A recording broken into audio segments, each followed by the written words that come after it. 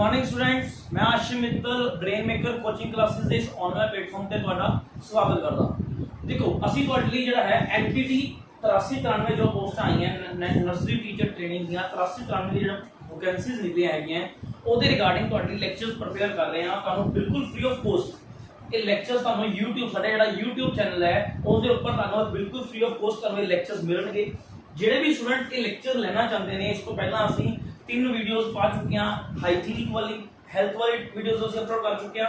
Nutrition ਦੇ related topics ਅਸੀਂ discuss ਕਰ ਚੁੱਕੇ ਹਾਂ ਤੇ ਅਸੀਂ ਇਹਦੇ ਨਾਲ ਰਿਲੇਟਡ ਜਿੰਨੇ ਵੀ ਅਸੀਂ ਉਹਦੇ ਗੱਲ ਕਰੀਏ ਵਿਟਾਮਿਨਸ ਨਾਲ ਰਿਲੇਟਡ ਹੋ ਗਏ ਉਹ ਸਾਰੇ ਟੌਪਿਕਸ ਅਸੀਂ ਉਹਦੇ ਵਿੱਚ ਡਿਸਕਸ ਕਰ ਚੁੱਕੇ ਹਾਂ। ਅੱਜ ਅਸੀਂ ਗੱਲ ਕਰ ਰਹੇ ਹਾਂ ਇੱਕ ਬਹੁਤ ਹੀ ਜ਼ਿਆਦਾ important topic early childhood deformities. Early childhood deformities topic ਨੂੰ ਡਿਸਕਸ ਕਰਾਂਗੇ। ਦੇਖੋ ਜਿੰਨਾ ਸਟੂਡੈਂਟ ਨੇ ਬੱਚੇ ਸਾਡੇ ਲੈਕਚਰ ਇਸ चैनल को सबसक्राइब नहीं किया तो प्लीज पहला ब्रेन मेकर YouTube पे जाओ, ब्रेन मेकर कोचिंग क्लासेस लिखो, चैनल आएगा इन्हें सबसक्राइब करो ताकि बेल आइकन ऑन करो ताकि ਤੁਹਾਨੂੰ ਸਾਡੇ ਲੈਕਚਰ ਜਿਹੜੇ ਹੈਗੇ ਆ ਟਾਈਮ ਟੂ ਟਾਈਮ ਮਿਲ ਸਕਣ। 27 ਜੂਨ ਪੇਪਰ ਡੇਟ ਆ ਚੁੱਕੀ ਹੈ, ਬਹੁਤ ਘੱਟ ਟਾਈਮ ਹੈ ਤਾਂ ਅਸੀਂ ਕੋਸ਼ਿਸ਼ ਕਰ ਰਹੇ ਹਾਂ ਤੁਹਾਨੂੰ ਘੱਟ ਸਮੇਂ ਦੇ ਵਿੱਚ ਮੈਕਸਿਮਮ ਤੋਂ ਮੈਕਸਿਮਮ ਸਿਲੇਬਸ ਤੁਹਾਨੂੰ ਪ੍ਰੋਵਾਈਡ ਕਰਵਾਇਆ ਜਾ ਸਕੇ ਤਾਂ ਕਿ ਤੁਹਾਡਾ ਜਿਹੜਾ ਹੈਗਾ ਪੇਪਰ ਦੇ ਵਿੱਚ ਜਿਹੜੇ ਚੰਗੇ ਮਾਰਕਸ ਤੁਸੀਂ ਲੈ ਸਕੋ। अर्ली चाइल्डहुड टॉपिक वाला अर्ली चाइल्डहुड डिफॉर्मिटीज बहुत ही इंपॉर्टेंट टॉपिक है, ठीक है। जिंदे विच एक नया कंसेप्ट है, ਤੁਹਾਨੂੰ ਕਾਫੀ ਇਸ ਤਰ੍ਹਾਂ ਦੀਆਂ ਪ੍ਰੋਬਲਮਸ ਮਿਲਣਗੀਆਂ ਜਿਨ੍ਹਾਂ ਬਾਰੇ ਸ਼ਾਇਦ ਤੁਸੀਂ ਸੁਣਿਆ ਵੀ ਨਹੀਂ ਹੋਣਾ। ਅਜਿਹੀਆਂ ਪ੍ਰੋਬਲਮ ਜਿਨ੍ਹਾਂ ਬਾਰੇ ਤੁਸੀਂ ਸੁਣਿਆ ਵੀ ਨਹੀਂ ਹੋਣਾ ਅੱਜ ਆਪਾਂ ਨੂੰ ਬੜੇ ਸਿੰਪਲ ਵੇ ਚ ਯਾਦ ਕਰਾਂਗੇ। ਨਾਲ ਯਾਦ ਕਰਾਂਗੇ ਕਿ ਅਸੀਂ ਇਹਨੂੰ ਕਿਵੇਂ ਯਾਦ ਰੱਖੀਏ। ਕਿੰਨੀ ਪ੍ਰੋਬਲਮ ਤੁਸੀਂ ਇਨਕਲੂਸਿਵ ਐਜੂਕੇਸ਼ਨ ਵਿੱਚ ਵੀ ਪ੍ਰੋਬਲਮਸ ਯਾਦ ਕਰੋਗੇ, डिफॉर्मिटीज भी ਤੁਸੀਂ प्रॉब्लम्स याद करोगे, चिल्ड्रन विद स्पेशल नीड्स भी प्रॉब्लम याद करोगे तो कितनी प्रॉब्लम्स याद करोगे, कंफ्यूज हो जाओगे कि केड़ी प्रॉब्लम दे विच केड़ी प्रॉब्लम है, ठीक है ना। केड़ी बीमारी दे विच बच्चे ਨੂੰ किस तरह की दिक्कत आती है ਤੁਸੀਂ कंफ्यूज हो जाओगे।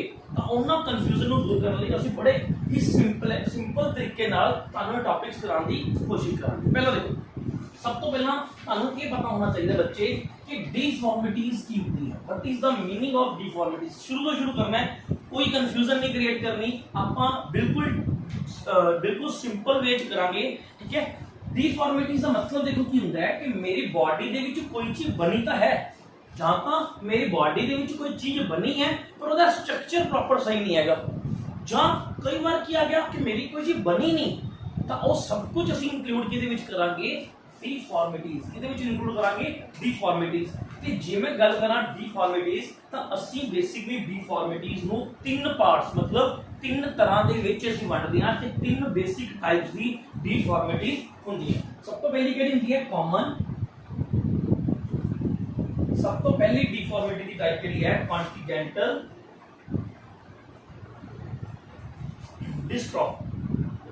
डिफॉर्मिटीज। देखो कॉमन देखो कॉन्टिजेंटल का मतलब ही की ਹੁੰਦਾ है। कॉन्टिजेंटल जिथे वर्ड आ रहा है ਉਹਦਾ मतलब ਕੀ ਹੁੰਦਾ है कि बाय बर्थ, ठीक है ना। ਤਾਂ डिफॉर्मिटी ਤੁਹਾਨੂੰ ਦੱਸ ਦਿੱਤਾ ਕਿ ਜਿਹੜੀ ਚੀਜ਼ ਬਣੀ ਨਹੀਂ ਜਾਂ ਪ੍ਰੋਪਰ ਮਿਸਿੰਗ ਹੈ, ठीक है। ਤਾਂ ਹੁਣ ਜੇ ਤੁਹਾਨੂੰ ਕੁਐਸਚਨ ਆ ਰਿਹਾ ਹੈ कॉमन कॉन्टिजेंटल डिफॉर्मिटीज। कॉमन कॉन्टिजेंटल डिफॉर्मिटी मतलब ਕੀ ਹੋ ਗਿਆ, ਉਹ ਸਾਰੀਆਂ डिफॉर्मिटीज ਜਿਹੜੀਆਂ ਬੱਚੇ ਨੂੰ ਜਨਮ ਸਮੇਂ ਜਿਹੜੀਆਂ ਪ੍ਰੋਬਲਮ ਬਾय ਬਰਥ ਹੀ ਬੱਚੇ ਨੂੰ ਹੁੰਦੀਆਂ ਤਾਂ ਉਹ ਕਿਹੜੀਆਂ ਹੁੰਦੀਆਂ, डिफॉर्मिटीज। ਹੁਣ ਮੈਂ ਤੁਹਾਨੂੰ ਨਾ ਅਗਲੇ ਲੈਕਚਰ ਵਿੱਚ ਤੁਹਾਨੂੰ ਜਦੋਂ ਮੈਂ ਟੌਪਿਕ ਕਰਵਾਉਂਗਾ ਹੈਰੀਡਿਟੀ ਦਾ ਤੁਹਾਨੂੰ ਇੱਕ ਕਨਸੈਪਟ ਕਰਵਾਉਣਾ ਹੈ ਜਿੰਦਾ ਸੰਬੰਧ ਚਾਈਲਡ ਕੇਅਰ ਨਾਲ ਵੀ ਹੈ, डिफॉर्मिटीज ਨਾਲ ਵੀ ਹੈ। ਜਿਹੜੇ ਬੱਚੇ ਐਨਟੀਟੀ ਦੀ ਤਿਆਰੀ ਕਰ ਰਹੇ ਆ ਉਹਨਾਂ ਨੂੰ ਮੈਂ ਇੱਕ ਸੁਜੈਸ਼ਨ ਦੇਣਾ ਚਾਹੂੰਗਾ ਕਿ ਦੇਖੋ ਬੱਚੇ ਹੁਣ ਇਹ ਟਾਈਮ ਹੈ ਤੁਸੀਂ ਚੀਜ਼ ਨੂੰ ਕਿੰਨਾ ਵਧੀਆ ਤਰੀਕੇ ਨਾਲ ਥੋੜਾ ਕਰ ਲਓ ਪਰ ਤੁਹਾਨੂੰ ਜੋ ਵੀ ਕਰੋਗੇ ਉਹ ਯਾਦ ਰੱਖੋ, ਜ਼ਿਆਦਾ ਬੈਟਰ ਹੈ, ਜ਼ਿਆਦਾ ਮੈਟਰ ਨੂੰ ਯਾਦ ਕਰਨਾ। ਤਾਂ ਮੈਂ ਤੁਹਾਨੂੰ ਇਹ ਕਹਾਂਗਾ ਕਿ ਚੀਜ਼ਾਂ ਨੂੰ ਕੋਰਿਲੇਟ ਕਰ ਲਓ, ਚੀਜ਼ਾਂ ਨੂੰ ਕਿਸੇ ਦੇ ਨਾਲ ਕੰਪੈਰੀਜ਼ਨ ਕਰਕੇ ਕਰ ਲਓ। ਜਿਵੇਂ ਤੁਹਾਡਾ ਟੌਪਿਕ ਹੈਗਾ ਗਰੋਥ ਐਂਡ ਡਿਵੈਲਪਮੈਂਟ ਤਾਂ ਉਹਨੂੰ ਰੋਲ ਆਫ ਪਲੇ ਸਾਰਾ ਉਹਦੇ ਵਿੱਚ ਆ ਜਾਏਗਾ, ਸਾਰੀਆਂ ਜਿਹੜੀਆਂ ਥਿਊਰੀਜ਼ ਉਹਦੇ ਵਿੱਚ ਆ ਜਾਣਗੀਆਂ, ਪੇਰੈਂਟਸ ਦਾ ਕੀ ਰੋਲ ਹੈ ਉਹ ਇਹਦੇ ਵਿੱਚ ਆ ਜਾਏਗਾ। ਇਸ ਤਰ੍ਹਾਂ ਟੌਪਿਕ ਨੂੰ ਮਰਜ ਕਰ ਲਓ ਤੇ ਉਹਨੂੰ ਉਸ ਤਰੀਕੇ ਨਾਲ ਕਰ ਲਓ।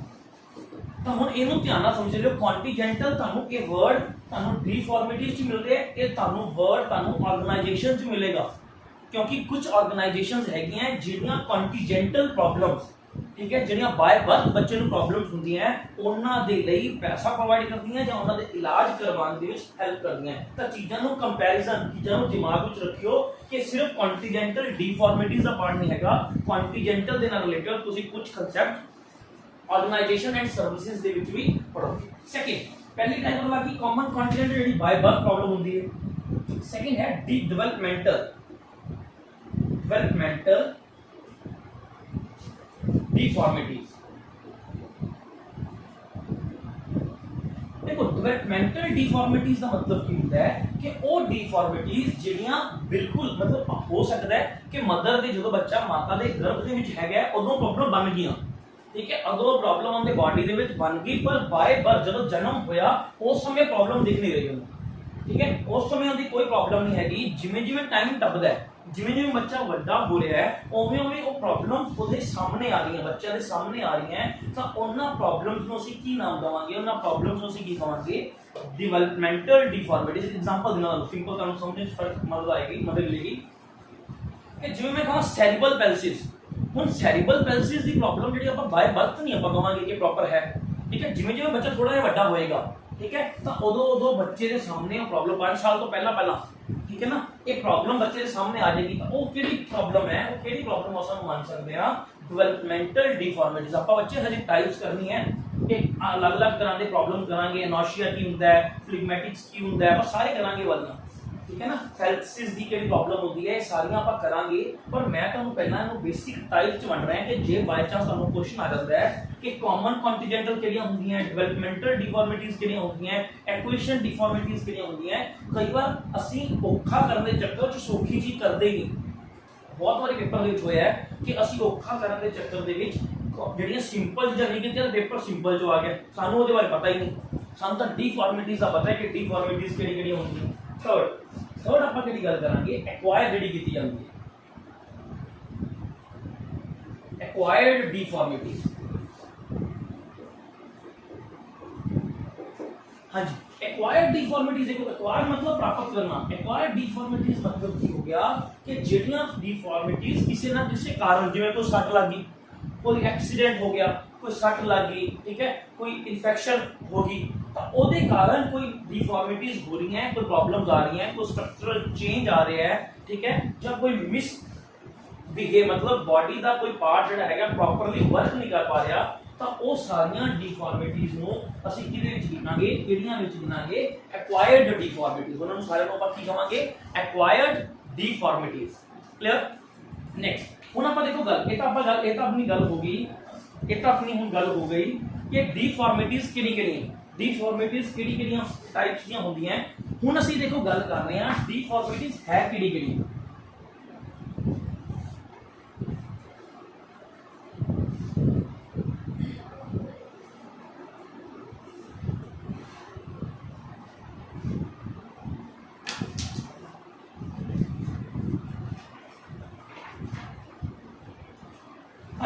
फर्स्ट अपन गल कर रहे हैं, फर्स्ट देखो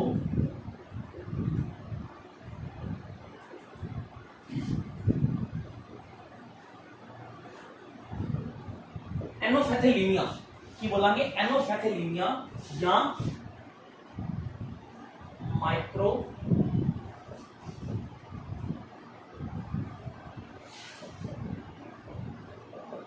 माइक्रोफैथेलीमिया। देखो इन्हें बड़े ध्यान नाल याद समझो, जिथे वर्ड आ जाए एनो, जिथे तुहाडा वर्ड यूज हो जाए एनो, तो एनो का मतलब नाल दी नाल तुसीं की समझना है कि एनो का मतलब की हुंदा है एब्सेंट।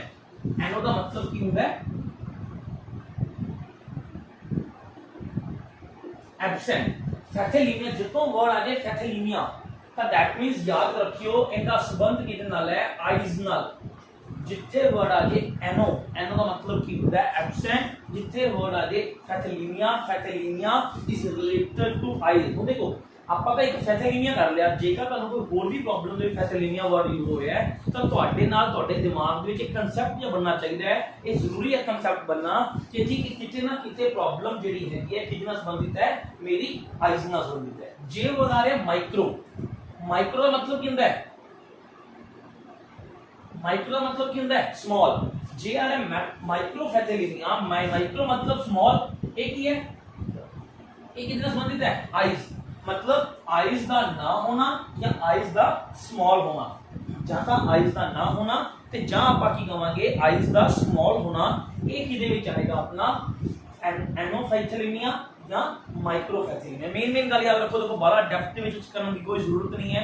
ਐਂਟੀਟੀ ਦੇ ਰਿਲੇਟਡ ਆਪਾਂ ਟੌਪਿਕਸ ਕਰ ਰਹੇ ਹਾਂ। ਮੈਂ ਆਪਾਂ ਨਹੀਂ ਸਮਝਦੇ ਕਿ ਤੁਹਾਨੂੰ ਮੈਡੀਕਲ ਲੈਵਲ ਦੇ ਕੁਐਸਚਨ ਪੁੱਛਣਗੇ, ਠੀਕ ਹੈ ਨਾ, ਆਪਾਂ ਨਹੀਂ ਸਮਝਦੇ, ਪਰ ਇਹਦਾ ਇੱਕ ਰੀਜ਼ਨ ਜ਼ਰੂਰ ਸਮਝ ਲਓ ਕਿ ਇਹ ਪ੍ਰੋਬਲਮ ਹੋਣ ਦਾ ਰੀਜ਼ਨ ਕੀ ਹੋ ਸਕਦਾ ਹੈ ਕਿ ਮਦਰ ਨੇ ਪ੍ਰੈਗਨੈਂਸੀ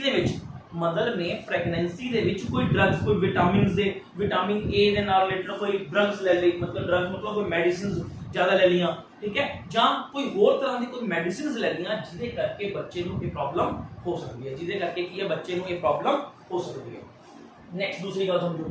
ਹੁਣ ਦੇਖੋ ਇਹਦੇ ਵਿੱਚ ਇਹ ਕੀ ਹੋਏਗਾ, ਇਹਦੇ ਵਿੱਚ ਕੀ ਇਹਦਾ ਰੀਜ਼ਨ ਕੀ ਹੋਏਗਾ ਕਿ ਜਦੋਂ ਬੱਚਾ ਪ੍ਰੈਗਨੈਂਸੀ ਪੀਰੀਅਡ ਵਿੱਚ ਸੀਗਾ, ਮਦਰ ਨੇ ਕੋਈ ਇਸ ਤਰ੍ਹਾਂ ਡਰੱਗਸ ਲੈ ਲਏ ਜਾਂ ਕੋਈ ਹੋਰ ਕਾਰਨ ਬਣ ਗਿਆ ਜਿਹਦੇ ਕਾਰਨ ਉਹਦਾ ਇਫੈਕਟ ਬੱਚਿਆਂ ਦੀ ਆਈਜ਼ ਦੇ ਉੱਪਰ ਹੋਇਆ।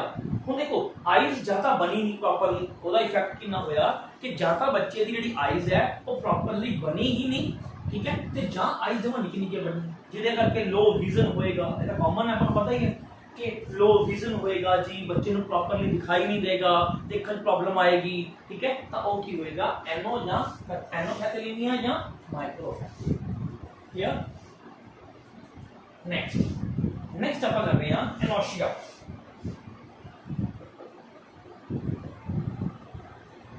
या माइक्रोशिया,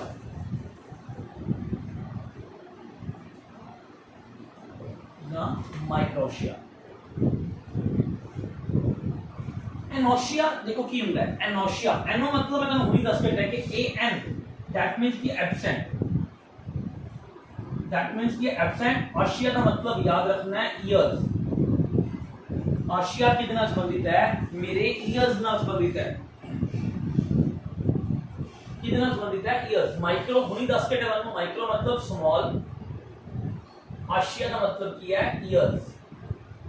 ਹੁਣ ਇਹਦੇ ਵਿੱਚ ਸਮਝਣ ਵਾਲੀ ਗੱਲ ਕੀ ਹੈ कि बच्चे ਇਹਦਾ मतलब एनोशिया या माइक्रोशिया का मतलब ਇਹ ਨਹੀਂ ਹੈਗਾ ਕਿ ਬੱਚੇ ਦਾ ਹੋਲ ਹੈ ਨਹੀਂ, ਇਹਦੇ ਵਿੱਚ ਕਿਹੜੇ ਈਅਰ ਦੇ ਕਿਹੜੇ ਪਾਰਟ ਦੀ ਗੱਲ ਹੋ ਰਹੀ ਹੈ, ਐਕਸਟਰਨਲ ਪਾਰਟ ਕੀ ਗੱਲ ਹੋ ਰਹੀ ਹੈ, ਇਹਦੇ ਵਿੱਚ ਕੀ ਗੱਲ ਕਰ ਰਹੇ ਆ ਐਕਸਟਰਨਲ ਪਾਰਟ। ਇਹ ਵੀ ਕੀ ਹੈ ਬਾय ਬਰਥ ਪ੍ਰੋਬਲਮ ਹੈ, ਇਹ ਪ੍ਰੋਬਲਮ ਵੀ ਕਿਹੜੀ ਹੈ ਬਾय ਬਰਥ ਪ੍ਰੋਬਲਮ ਹੈ। ਇਹਦੇ ਵਿੱਚ ਆਪਾਂ ਕੀ ਗੱਲ ਕਰ ਰਹੇ ਆ ਕਿ ਜਾਂ ਤਾਂ ਬੱਚੇ ਦਾ ਆ ਕੰਨ ਵਾਲਾ ਪਾਰਟ ਹੈ, ਬਾਹਰੀ ਪਾਰਟ, बिल्कुल इन्हों याद करने का एक तरीका तुहानूं होर दसदा है।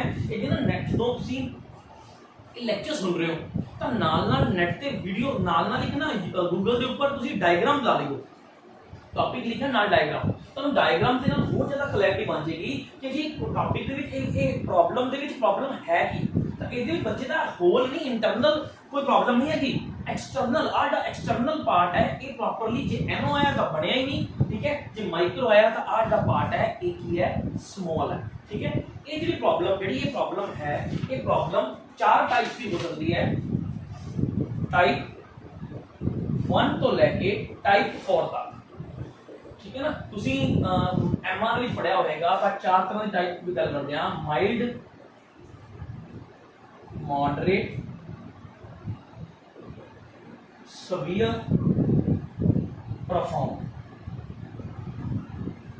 ठीक है। माइल्ड का मतलब क्या, हल्की, मॉडरेट का मतलब क्या, थोड़ी ज्यादा, सवियर का मतलब क्या, गंभीर, प्रोफाउंड का मतलब क्या, अति गंभीर कि जी बहुत ज्यादा प्रॉब्लम है, ठीक है। तो हम जब प्रोफाउंड आया तो याद रखियो प्रोफाउंड हमेशा रिलेटेड होएगा एनोशिया के नाल, तो बहुत गंभीरता हुई है ना, करनी है नहीं होता बारला बार, ठीक है, जिदे करके बच्चों को जड़ियां हैगियां प्रॉब्लम्स जिन्हां कारण बच्चों को जड़ा है काफी तरह की प्रॉब्लम फेस करने पे। नेक्स्ट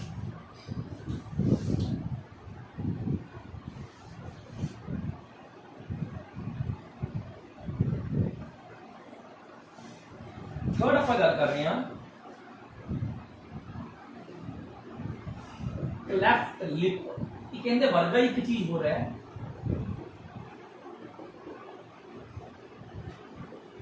लेफ्ट पैलेट,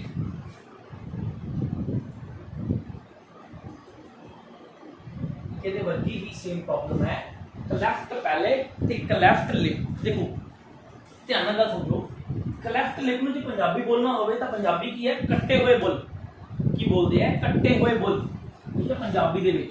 हुण मैं तुहानूं एक गल दसदा है, अपना ना एक प्रोसैस है, एक लेफ्ट लिप है भावें पैलेट है, इनू होने तो पहला एक प्रोसैस समझो कि जो एक बच्चा बॉर्न होता है, जो हमारा बॉडी का स्ट्रक्चर है, स्ट्रक्चर अपना बन रहा है, ये किस तरह नाल बनते हैं कि ये स्ट्रक्चर इस तरह नाल इकट्ठा हो रहा है, ठीक है। पहला अपने अंदर विच होल ही है, जिवें जिवें बच्चा डेवलप हो रहा है ड्यूरिंग प्रेगनेंसी आ जिहड़ा पार्ट है इस तरह जिहड़ा हैगा सेंटर च आके सारा इकट्ठा हो रहा है, ठीक है। एक प्रोसैस है, एक नॉर्मल प्रोसैस है, पर जे ये नॉर्मल प्रोसैस दे विच जिहड़ा हैगा किसी तरह की कोई प्रॉब्लम आ जाती है, ये नॉर्मल प्रोसैस जिहड़ा हैगा पूरी तरीके नाल ठीक तरीके नाल पूरा नहीं हो पाता, उस कंडीशन दे विच बच्चे नूं किहड़ी प्रॉब्लम का सामना करना पएगा, किहड़ी प्रॉब्लम होएगी, वो क्लेफ्ट लिप मतलब ओदा फेस बन गया पर कोई गैप रह गया, इत्थों जे कोई गैप रह गया, इत्थों ये जिहड़ा गैप है ये मिडल ते भी हो सकता है, सेंटर ते भी हो सकता है, राइट हैंड भी हो सकता है, तो दो साइड भी हो सकता है।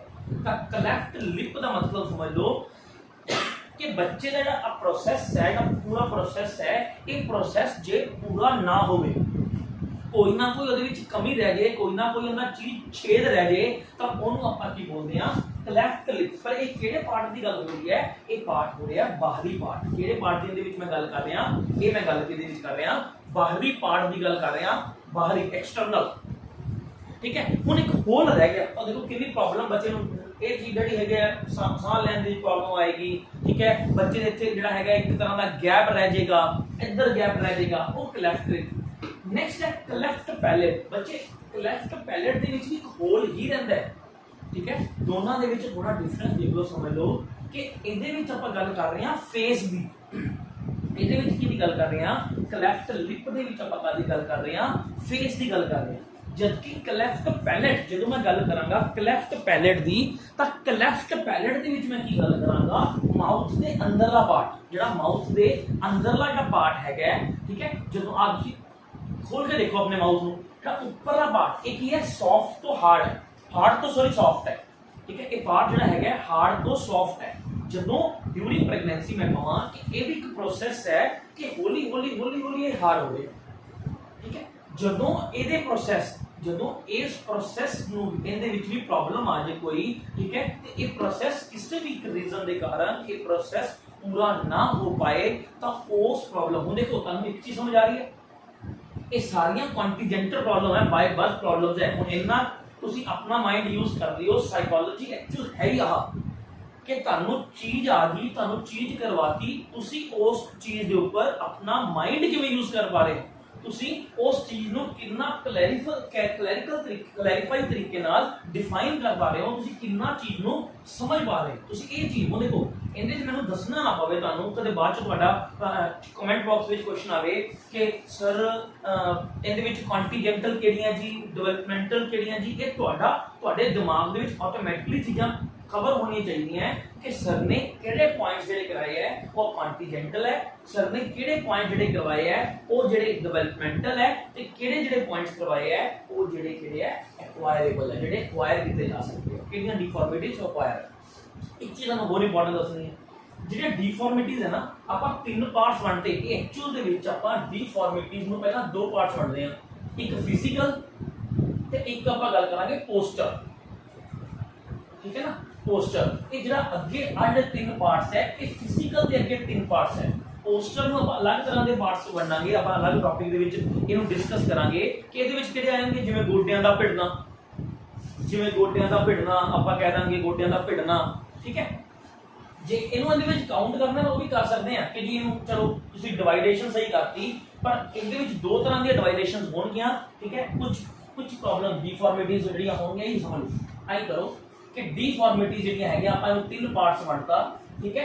ਇਹ ਤਿੰਨ ਪਾਰਟ ਵਿੱਚ ਦੋ ਤਰ੍ਹਾਂ ਦੀ ਪ੍ਰੋਬਲਮਸ ਆਣਗੀਆਂ, ਕੁਝ ਫਿਜ਼ੀਕਲ ਪ੍ਰੋਬਲਮਸ ਆਣਗੀਆਂ, ਕੁਝ ਜਿਹੜੀਆਂ ਪ੍ਰੋਬਲਮਸ ਜਿਹੜੀਆਂ ਆਣਗੀਆਂ ਉਹ ਕਿਹੜੀਆਂ ਆਣਗੀਆਂ, ਪੋਸਚਰ डिफॉर्मिटीज ਆਣਗੀਆਂ। ਇਹਨੂੰ ਵੀ ਕਰਨਾ ਹੈ, ਕਿਸੇ ਵੀ ਜਗ੍ਹਾ ਤੋਂ ਕਰੋ, ਕਿਸੇ ਵੀ ਚੈਨਲ ਤੋਂ ਕਰੋ, ਅਸੀਂ ਇਹ ਨਹੀਂ ਕਹਿ ਰਹੇ ਕਿ ਸਾਡੇ ਤੋਂ, ਪਰ ਮੇਰਾ ਮੇਨ ਮਕਸਦ ਤੁਹਾਨੂੰ ਦੱਸਣ ਦਾ ਇਹ ਹੈ ਕਿ ਕੁਝ ਵੀ ਤੁਹਾਡਾ ਰਹਿਣਾ ਨਹੀਂ ਚਾਹੀਦਾ, ਠੀਕ ਹੈ ਨਾ। ਜ਼ਿਆਦਾ ਨਹੀਂ ਤਾਂ ਜ਼ਿਆਦਾ ਡੈਪਥ ਨਹੀਂ ਕਰਨਾ, ਤਾਂ ਤੁਹਾਨੂੰ ਘੱਟੋ ਘੱਟ ਇੰਨਾ ਹੀ ਪਤਾ ਹੋਵੇ कि क्लेफ्ट लिप किदे नाल संबंधित है, फेस दे नाल, फेस दे विच कोई गैप आ रहा है, पैलेट किदे नाल माउथ दे अंदरले पार्ट नाल संबंधित है, एनोशिया किदे नाल संबंधित है तुहानू पता होना चाहिए, ईयर्स नाल संबंधित है। तो इस तरह तुहानू क्वेश्चन आईज नाल किहड़ा तुहानू पता होना चाहिए, दैट मींस ਤੁਸੀਂ ਕੁਐਸਚਨਸ ਨੂੰ ਮੈਂ ਫਿਰ ਇਹ ਕਹਿ ਰਿਹਾ ਕਿ ਡੈਪਥ ਵਿੱਚ ਕਰੋ ਨਾ ਕਰੋ, ਪਰ ਤੁਹਾਨੂੰ ਕਨਸੈਪਟ ਕਲੈਰਿਟੀ ਹੋਣਾ ਬਹੁਤ ਜ਼ਰੂਰੀ ਹੈ ਕਿ ਜੀ ਕਿਹੜਾ ਕਨਸੈਪਟ ਹੈ ਤੇ ਉਹਦੇ ਵਿੱਚ ਕਿਹੜੀਆਂ ਚੀਜ਼ਾਂ ਆਉਣਗੀਆਂ। ਤਾਂ ਕਲੈਫਟ ਪਹਿਲਾਂ ਤੁਹਾਨੂੰ ਸਮਝ ਆ ਗਿਆ, ਇਹਦੇ ਵਿੱਚ ਵੀ ਜਿਹੜਾ ਹੈਗਾ ਮਾਊਥ ਦੇ ਵਿੱਚ ਜਿਹੜਾ ਹੈਗਾ ਜਿਹੜਾ ਪ੍ਰੋਸੈਸ ਪੂਰਾ ਨਹੀਂ ਹੋ ਪਾਏਗਾ, ਇੱਕ ਹੋਲ ਰਹਿ ਜਾਏਗਾ, ਜਿਹਦੇ ਕਾਰਨ ਬੱਚੇ ਨੂੰ ਕੀ ਹੈ ਅਲੱਗ-ਅਲੱਗ ਤਰ੍ਹਾਂ ਦੀਆਂ ਸਮੱਸਿਆਵਾਂ ਦਾ ਸਾਹਮਣਾ ਕਰਨਾ ਪਏਗਾ। ਹੁਣ ਕੀ ਸਮੱਸਿਆ, ਖਾਣ ਸੰਬੰਧੀ ਪ੍ਰੋਬਲਮ ਹੋਏਗੀ, ਈਅਰ ਪ੍ਰੋਬਲਮ ਹੋਣਗੀ, ਕਿਉਂਕਿ ਆਪਾਂ ਕਹਿੰਦੇ ਨਾ ਈਐਨਟੀ ਡਾਕਟਰ, ठीक है ना, ईयर नोज थ्रॉट ये सारे इकट्ठे हैं, ठीक है। तो इस तरह की बच्चों को प्रॉब्लम्स आनी है, तो सब कुछ किधर जाएगा, तो लेफ्ट पैलेट दे जाएगा। नेक्स्ट अपन गल कर रहे हैं कॉन्टिजेंटल हार्ट डिसीज, फिफ्थ अपन की गल कर रहे हैं कॉन्टिजेंटल कॉन्टिजेंटल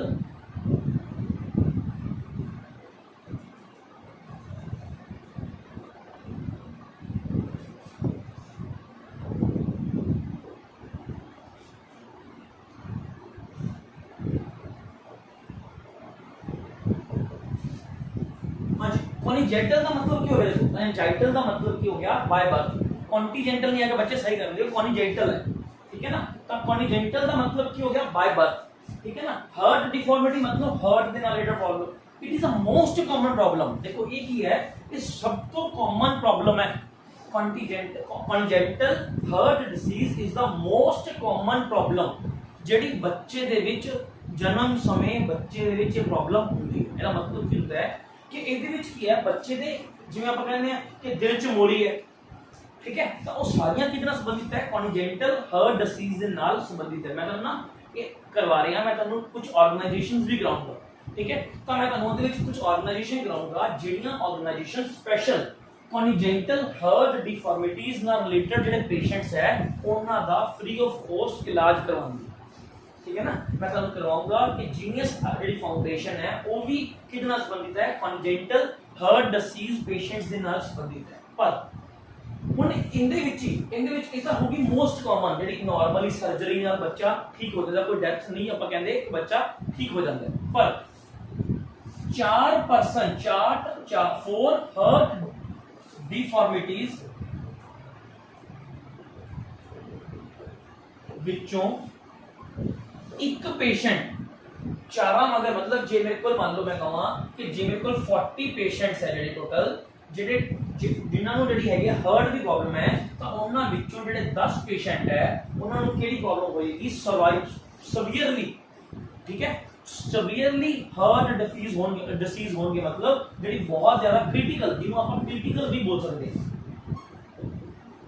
क्रिटिकल प्रॉब्लम होएगी, ठीक है। तो इन्हां पेशेंट्स नु की बोलिया जांदा है, इन्हां पेशेंट्स ने की बोलिया जांदा है क्रिटिकल हार्ट डिफॉर्मिटी, ठीक है।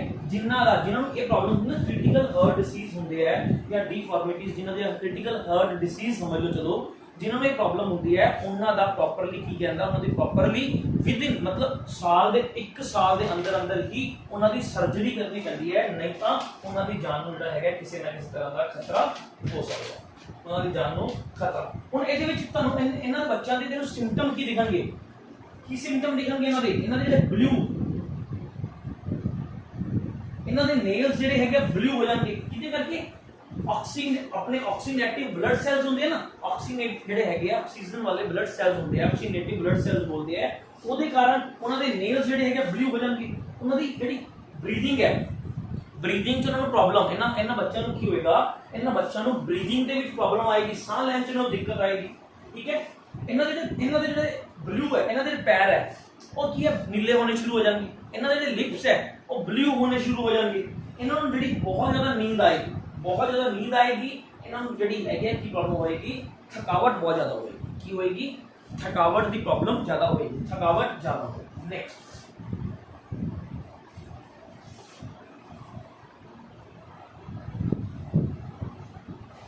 नेक्स्ट अब गल कर रहे हैं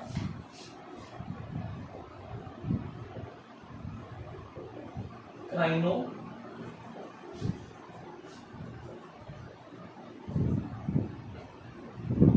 क्राइनोसिनोसिस की गल कर रहे हैं, क्राइनोसिनोसिस। देखो क्राइनो का मतलब की होता है, क्राइनो का मतलब की होता है खोपड़ी, क्राइनो याद रखियो किदे नाल रिलेटेड है, खोपड़ी नाल, ते सिनॉप्सिस किदे नाल संबंधित है, जॉइंट्स नाल। जॉइंट्स नाल कह सकते हो कि जो जॉइंट्स किदे नाल संबंधित है, जॉइंट्स नाल। हुण ये भी एक प्रोसेस है, ये सारियां प्रॉब्लम दे विच ना आपां एक प्रोसेस समझ रहे हैं, ठीक है। ये भी एक बर्थ डिफेक्ट है बोन्स नाल रिलेटेड, ठीक है। जब बोन्स कह लो या सैल्स कह लो या टिश्यूज कह लो, ਉਹਦੇ ਨਾਲ ਰਿਲੇਟਡ ਇਹ ਪ੍ਰੋਬਲਮ ਹੈ, ਠੀਕ ਹੈ। ਇਹਦੇ ਵਿੱਚ ਦੇਖੋ ਕੀ ਹੁੰਦਾ ਹੈ, ਇਹਦੇ ਵਿੱਚ ਆਪਾਂ ਕਿਹਦੀ ਗੱਲ ਕਰਦੇ ਹਾਂ, ਮੇਰੀ ਗੱਲ ਧਿਆਨ ਨਾਲ ਸਮਝੋ। ਇਹਦੇ ਵਿੱਚ ਕੀ ਹੈ, ਜਿਹੜਾ ਆਪਣਾ ਖੋਪੜੀ ਆ ਸਿਰ ਦਾ ਪਾਰਟ, ਇਹ ਜਿਹੜਾ ਸਿਰ ਡਿਵੈਲਪ ਹੋ ਰਿਹਾ ਹੈ, ਜਿਵੇਂ ਜਿਵੇਂ ਆਪਾਂ ਕਹਿੰਦੇ ਨਾ ਕਿ ਜਦੋਂ ਬੱਚੇ ਦਾ ਜਨਮ ਹੁੰਦਾ ਉਹਦਾ ਸਿਰ ਬੜਾ ਨਾਜ਼ੁਕ ਹੁੰਦਾ ਹੈ, ਬੋਡੀ ਜਿਹੜਾ ਸਿਰ ਦਾ ਪਾਰਟ ਹੈ ਬੜਾ ਨਾਜ਼ੁਕ ਹੁੰਦਾ ਹੈ, ਉਹਨੂੰ ਆਪਾਂ ਬੜਾ ਧਿਆਨ ਰੱਖਦੇ ਹਾਂ ਕਿਉਂਕਿ ਡਿਵੈਲਪ ਹੋ ਰਿਹਾ, ਹੌਲੀ ਹੌਲੀ ਡਿਵੈਲਪ ਹੋ ਰਿਹਾ। ਕਿਵੇਂ ਡਿਵੈਲਪ ਹੋ ਰਿਹਾ, ਜਿਵੇਂ ਜਿਵੇਂ ਬੱਚੇ ਦਾ ਮਾਈਂਡ ਡਿਵੈਲਪ ਹੋ ਰਿਹਾ, ठीक है ना। पर ਜਦੋਂ ਆਪਾਂ ਕਹੀਏ ਇਹਦੇ ਇਹ ਪ੍ਰੋਸੈਸ ਜਿਹੜਾ ਹੈਗਾ ਇੱਕ ਟਾਈਮ ਤੋਂ ਬਾਅਦ, ਜਿਵੇਂ ਆਪਾਂ ਕਹਿੰਦੇ ਕਿ 2 ਸਾਲ ਤੋਂ ਬਾਅਦ ਇਹਨੇ ਹਾਰਡ ਹੋਣਾ ਸੀਗਾ, ਠੀਕ ਹੈ। ਪਰ ਜਦੋਂ ਇਹ ਆਪਣੇ ਟਾਈਮ ਤੋਂ ਪਹਿਲਾਂ ਹੀ ਇਹ ਜਿਹੜਾ ਪਾਰਟ ਹੈ, ਜਿਹੜਾ ਪ੍ਰੋਸੈਸ ਹੈ ਸਕਲਸ ਜੁਆਇੰਟਸ ਦਾ, ਇਹ ਪਹਿਲਾਂ ਹੀ ਜੁੜ ਜਾਣ, ਪਹਿਲਾਂ ਹੀ ਹਾਰਡ ਹੋ ਜਾਣ, ਤਾਂ ਉਸ ਕੰਡੀਸ਼ਨ ਦੇ ਵਿੱਚ ਕਹਿੰਦੇ ਕੀ ਹੁੰਦਾ ਹੈ, ਉਸ ਕੰਡੀਸ਼ਨ ਦੇ ਵਿੱਚ ਕੀ ਹੁੰਦਾ ਹੈ, ਮਤਲਬ ਉਹਨਾਂ ਨੂੰ ਕਿਹੜੀ ਪ੍ਰੋਬਲਮ ਹੁੰਦੀ ਹੈ, ਉਹਨਾਂ ਨੂੰ ਕਿਹੜੀ ਬੋਲਦੇ, ਕ੍ਰਾਈਨੋ ਸਾਈਨੋਸਿਸ ਦੀ ਪ੍ਰੋਬਲਮ ਹੁੰਦੀ ਹੈ। ਇਹਦੇ ਵਿੱਚ ਕੀ ਹੁੰਦਾ, ਉਹਨਾਂ ਦਾ ਮਾਈਂਡ ਜਿਹੜਾ ਹੈਗਾ ਪ੍ਰੋਪਰ ਡਿਵੈਲਪ ਨਹੀਂ ਹੋ ਸਕਦਾ।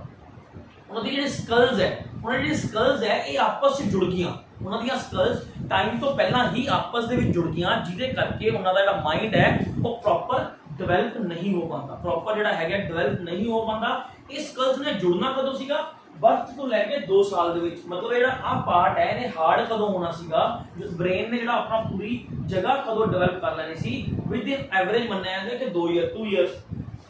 ਜਦੋਂ ਇਹ ਆਪਣੇ ਟਾਈਮ ਤੋਂ ਪਹਿਲਾਂ ਕਰ ਲੈਣ ਤਾਂ ਉਸ ਕੰਡੀਸ਼ਨ ਦੇ ਵਿੱਚ ਬੱਚਿਆਂ ਨੂੰ ਜਿਹੜਾ ਹੈਗਾ ਅਲੱਗ-ਅਲੱਗ ਤਰੀਕੇ ਦੀਆਂ ਪ੍ਰੋਬਲਮ ਹੋ ਸਕਦੀਆਂ। ਇਹਨਾਂ ਦੇ ਨਾ ਆਪਾਂ ਇਹਨਾਂ ਨੂੰ ਆਪਾਂ 4 ਤੋਂ 5 ਪਾਰਟ ਦੇ ਵਿੱਚ ਵੰਡਦੇ ਹਾਂ, ਠੀਕ ਹੈ। ਮੈਂ ਤੁਹਾਨੂੰ ਸਿਰਫ ਨਾਮ ਦੱਸ ਦਿੰਦਾ, ਜ਼ਿਆਦਾ ਡੈਪਥਲੀ ਕਰਨ ਦੀ ਕੋਈ ਜ਼ਰੂਰਤ ਨਹੀਂ ਹੈਗੀ, ਨਾਮ ਦੱਸ ਦਿੰਦੇ। डायग्राम देख लियो, ਤੁਹਾਨੂੰ डायग्राम ਨਾਲ ਕਲੀਅਰ ਹੋ ਜਾਏਗਾ, ਤੁਹਾਡੇ ਲਈ ਸਫੀਸ਼ੀਐਂਟ ਹੈ, ਠੀਕ ਹੈ ਨਾ। ਇਸ ਤਰ੍ਹਾਂ ਦੀ ਕਾਫੀ ਪ੍ਰੋਬਲਮਸ ਹੈ ਜਿਹੜੀਆਂ ਆਪਾਂ ਕਰਨੀਆਂ, ਤੁਸੀਂ ਯਾਦ ਵੀ ਇਕੱਲਾ ਪਰ ਕਰਨੀਆਂ ਨਹੀਂ ਹੈਗੀਆਂ, ਤੁਹਾਨੂੰ ਯਾਦ ਵੀ ਕਰਵਾਉਣੀ ਹੈ। ਤਾਂ ਇੰਨੀਆਂ ਜ਼ਿਆਦਾ ਡੈਪਥ ਵਿੱਚ ਆਪਾਂ ਕੋਈ ਮੈਡੀਕਲ ਸਟੂਡੈਂਟ ਨਹੀਂ ਹੈਗੇ, ਤੁਹਾਡਾ ਕੋਈ ਮੈਡੀਕਲ ਲੈਵਲ ਦਾ ਪੇਪਰ ਨਹੀਂ ਹੈਗਾ ਕਿ ਤੁਹਾਨੂੰ ਉਹਦੇ ਪ੍ਰੋਪਰ ਪਾਰਟਸ ਦੱਸੇ ਜਾਣਗੇ। ਤਾਂ ਮੇਨ ਗੱਲ ਬਸ ਇੱਕ ਲਾਈਨ ਸਮਝੀ ਲਓ, ਪੁਆਇੰਟਸ ਦੇਖ ਲਓ ਬਸ ਪਹਿਲਾਂ।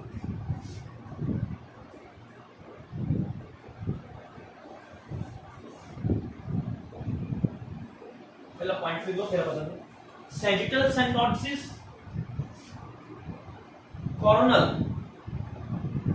सिनॉप्सिस, बाइकॉर्नल,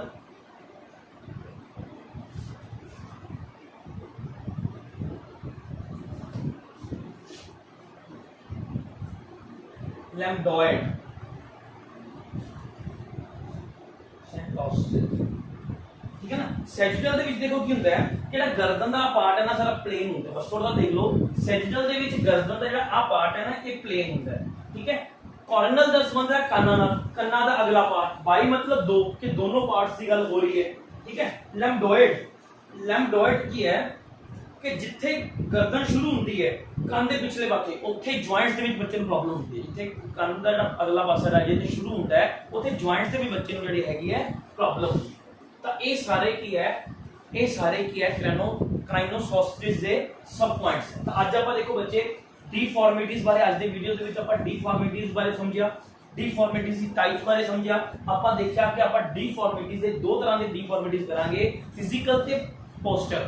ਫਿਜ਼ੀਕਲ ਡੀਫਾਰਮਿਟੀਜ਼ ਦੇ ਮੈਂ ਤੁਹਾਨੂੰ 6 ਪੁਆਇੰਟਸ 6 ਡੀਫਾਰਮਿਟੀਜ਼ ਤੁਹਾਨੂੰ ਕਰਵਾਈਆਂ, ਬਾਕੀ ਹੋਰ ਕੁਝ ਡੀਫਾਰਮਿਟੀਜ਼ ਹੈ ਜਿਹੜੀਆਂ ਤੁਹਾਨੂੰ ਅਗਲੇ ਲੈਕਚਰਸ ਦੇ ਵਿੱਚ ਤੁਹਾਨੂੰ ਕਰਵਾਈਆਂ ਜਾਣਗੀਆਂ। ਸਾਡਾ ਪਾर्ट 1 ਹੈ, ਡੀਫਾਰਮਿਟੀਜ਼ ਦਾ ਪਾर्ट 1 है। सारा लेक्चर प्लीज अच्छा लग्या होवे बच्चे तो प्लीज लाइक करो, शेयर जरूर करो, ताकि होर भी जो बच्चे जेडे एनटीडी के रिगार्डिंग कोचिंग ले रहे हैं, जेडे प्रॉपर जेड़ा है पैसे नहीं दे पा रहे, किसी अकेडमीज दे विच रेगुलर कोचिंग नहीं ले पा रहे, किसी भी रीजन करके, कुछ फाइनेंशियल रीजन कारण, ठीक है, या कोविड के कारण कि किसी भी अकेडमीज खुलियां नहीं है, ऑफलाइन क्लासेस नहीं लग रही, तो उन्होंने लेक्चर जरूर शेयर करो ताकि वक्त तो स्टूडेंट जो है बेनिफिट ले सके। Thank you students. साडे चैनल में मैं फिर कह रहा, जेकर तुसीं सबसक्राइब नहीं किया तो brain Maker coaching classes YouTube के ऊपर लिखो, brain Maker coaching classes subscribe करो। इस तो अलावा टेलीग्राम चैनल भी अवेलेबल है, brain Maker coaching classes Telegram के ऊपर लिखोगे तानू जिहड़ा हैगा प्रॉपर एप्लीकेशन, तानू जिहड़ा हैगा एक चैनल मिलेगा ब्रेन मेकर दा, ओनू जिहड़ा हैगा तुसीं सब्सक्राइब करो ताकि तानू टाइम टू टाइम नोट्स जिहड़े प्रोवाइड कर सकें। Thank you very much.